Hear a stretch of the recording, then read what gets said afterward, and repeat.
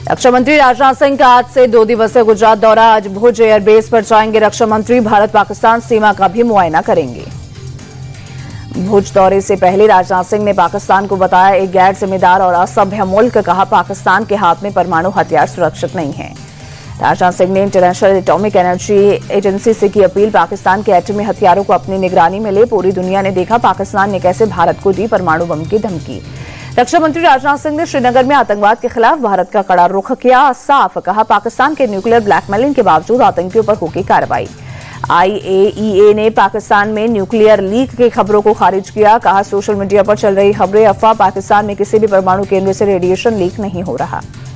पाकिस्तान को भारत सरकार की सीधी चेतावनी। विदेश मंत्री एस जयशंकर बोले, हाफिज और मसूद अजहर समेत सभी मोस्ट वांटेड आतंकियों को भारत को सौंपे। विदेश मंत्री जयशंकर ने कहा, पाकिस्तान से सिर्फ POK और आतंकवाद पर ही बात होगी, तीसरा कोई मुद्दा नहीं। नाम लिए बिना अमेरिका को विदेश मंत्री का क्लियर मैसेज। कहा, पाकिस्तान के मामले में किसी तीसरे देश का दखल मंजूर नहीं, पाकिस्तान से सिर्फ द्विपक्षीय बातचीत होगी।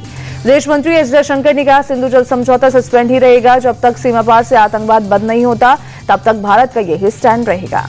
पाकिस्तानी विदेश मंत्री शाहचार ने कहा, भारत और पाकिस्तान के बीच सीजफायर 18 मई तक बढ़ाया गया है। दोनों देश के डीजीएमओ की बातचीत में बनी सहमति। भारत पाकिस्तान सीजफायर पर 5 दिन बाद अमेरिकी राष्ट्रपति ट्रंप का यूटर्न। कहा, मैंने दोनों देशों के बीच मध्यस्थता नहीं कराई, बस समस्या सुलझाने में मदद की।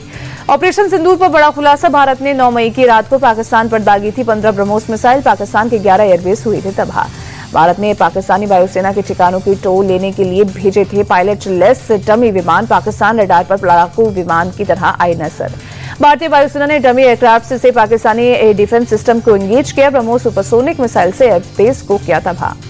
जम्मू कश्मीर के त्राल में ऑपरेशन नादेर के तहत 3 आतंकवादी मारे गए। आतंकियों की आसिफ अहमद शेख, आमिर नजीर वानी और यावर अहमद भट्ट के रूप में हुई पहचान।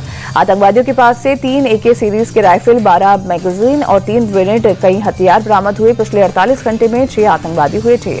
मारे जाने से पहले अपनी मां से वीडियो कॉल पर बात करता दिखा आतंकी आमिर। सुरक्षा बलों के सामने सरेंडर के लिए कह रही थी आतंकी की मां।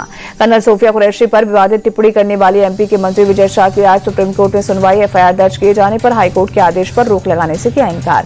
सुप्रीम कोर्ट ने कल विजय शाह को लगाई फटकार। चीफ जस्टिस BR गवई ने नाराजगी जताते हुए कहा, आप मंत्री हैं, संवैधानिक पद पर बैठे हैं, ऐसे बयान कैसे दे सकते हैं।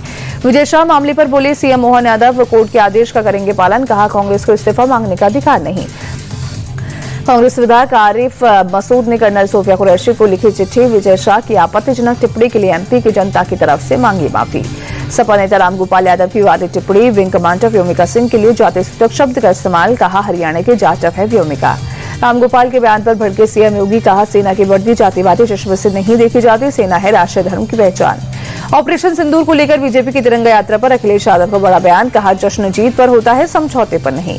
कांग्रेस में खुद पर उठ रहे सवाल को लेकर शशि थरूर की सफाई। कहा, मुश्किल समय में मैंने एक भारतीय के रूप में बात की, मैं किसी पार्टी या सरकार का प्रवक्ता नहीं।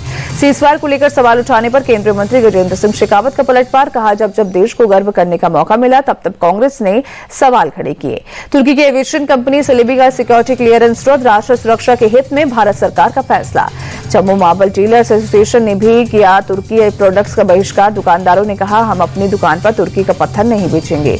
जामिया मिलिया इस्लामिया यूनिवर्सिटी ने भी तुर्की के खिलाफ लिया एक्शन। सभी एजुकेशन संस्थानों से किए गए MOU को किया सस्पेंड। कानपुर यूनिवर्सिटी का भी तुर्की के खिलाफ कड़ा रुख। इस्तांबुल यूनिवर्सिटी के साथ किए गए MOU को किया रद्द।